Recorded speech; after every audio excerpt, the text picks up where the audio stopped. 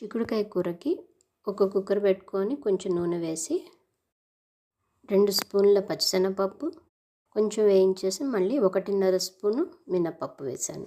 అది కూడా కొంచెం వేయించుకొని 1/2 స్పూన్ ఆవాలు, 1/2 స్పూన్ జీలకర్ర, కరివేపాకు అన్నీ వేసేసి వేయించుకొని టమాటోలు వేసాను.